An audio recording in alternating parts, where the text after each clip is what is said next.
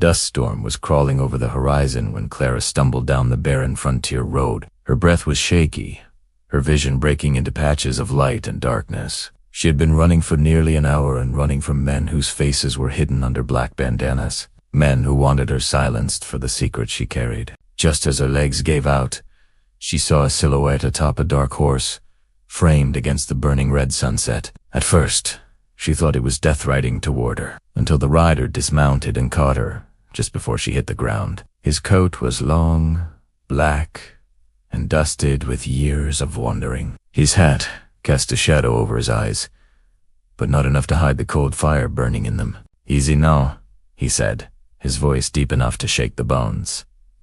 Clara tried to speak, but her throat refused to work. He lifted her effortlessly and carried her to the shelter of an abandoned lime cabin. Only after she had a drink of water did she manage to whisper the fear that stabbed through her. "They're coming. They want to kill me." The stranger didn't flinch. "They won't touch you," he said simply. She didn't know if that was a promise or a warning. Outside, the wind howled like a wild animal, and she could hear distant hoofbeats cutting through the storm. As the stranger stood, light from the fire landed on the iron brand burned into his holster. Her eyes widened. She knew that symbol. Ever yon div. It belonged to the Revenant, a man as feared as death itself. A man said to have killed 40 men and buried their names with his own past. Mothers whispered his name to frighten their children. Outlaws prayed to never meet him, but here, he was protecting her. The thunder of approaching riders grew louder until the cabin began to tremble. Clara's fear tore through her chest. "You don't understand," she whispered. "These men, they work for Sheriff Dalton. He won't stop until he gets what I found." The stranger tilted his head. "And what did you find?" "Proof," she breathed. "Proof that Dalton has been killing settlers and stealing their land." For the first time, the stranger's expression shifted just slightly. "Dalton," he murmured. "I reckon our paths were bound to cross." Before she could ask what he meant, he stepped outside into the storm. Lightning cracked across the sky, revealing the dozen riders circling the cabin like wolves. The outlaws shouted at him to hand her over. The stranger didn't even reach for his gun. "You boys best ride home," he sighed calmly.